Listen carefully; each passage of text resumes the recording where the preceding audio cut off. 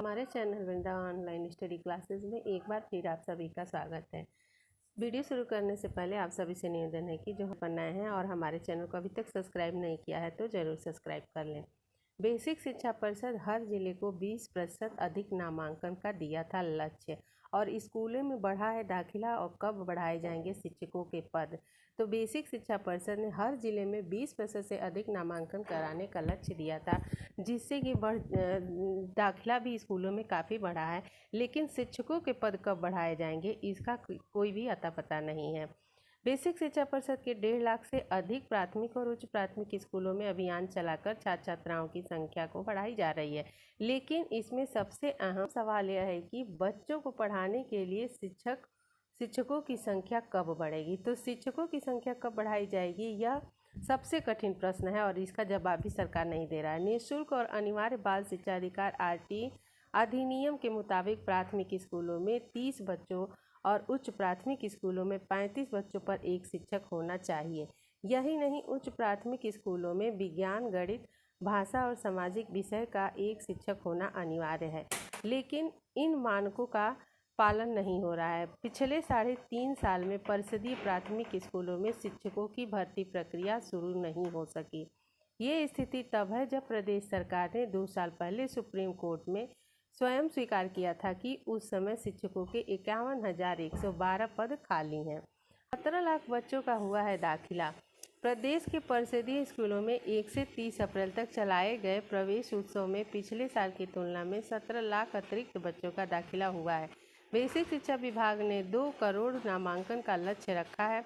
हर जिले को 20% अतिरिक्त नामांकन का लक्ष्य मिला था। अधिकांश जिले में पिछले साल से अधिक बच्चों का प्रवेश हुआ है। तो प्रवेश गार्जियन इसलिए करा रहा है कि उसे विश्वास है कि अब TT और सुपर TT पास जो शिक्षक आए हैं वह स्कूलों में पढ़ा रहे हैं, और आगे भी जो भर्तियां होंगी तो इस तरह से अच्छे शिक्षकों की भर्तियां होंगी और वह शिक्षक पढ़ाएंगे भी।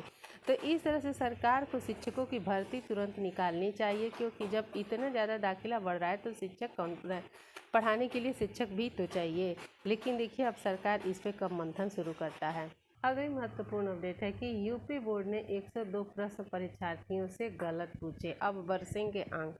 तब तो हद ही हो गई है कि प्रतियोगी परीक्षाओं में अभी तक गलत प्रश्न पूछे जाते थे, अब बोर्ड की परीक्षाओं में भी गलत प्रश्न पूछे जा रहे हैं। क्या आप यह कल्पना कर सकते हैं कि परीक्षा देने जाएं और सिर्फ अनुक्रमांक और प्रश्न पत्र से जुड़ी जानकारी भरकर उत्तर पुस्तिका सादी जमा करके लौट आएं और परिणाम आए तो पास हो जाएं। अगर ऐसी कल्पना नहीं कर सकते तो अब कर लीजिए। उत्तर प्रदेश माध्यमिक शिक्षा परिषद यूपी बोर्ड वर्ष 2022 की परीक्षा में इतिहास में विसंगतियों के कारण ऐसा ही करने जा रहा है। नागरिक शास्त्र, व्यवसाय अध्ययन, लेखा शास्त्र ऐसे तमाम विषय हैं जिसमें वह गलत प्रश्न पूछा गया है और गलत प्रश्न का सबको बराबर अंक मिलने वाला है। तो अब तो हद हो गई है, बोर्ड की परीक्षाओं में गलत प्रश्न भी पूछे जाने शुरू हो गए हैं, और जो नहीं भी लिखा होगा अब उनको भी अच्छे खासे 40 नंबर मिल जाएंगे और वह पास भी हो जाएंगे। तो यह परीक्षार्थी पास होने के बाद क्या करेंगे, यह सरकार नहीं सोच रही है। अगला महत्वपूर्ण अपडेट है कि डाक विभाग में 38,926 पदों पर होगी बम्पर भर्तियां। नई दिल्ली हिंदुस्तान जागती भारतीय डाक विभाग ने ग्रामीण डाक सेवकों की बम्पर भर्तियां निकाली है। तो ग्रामीण डाक सेवकों की यह भर्तियां निकाली गई हैं।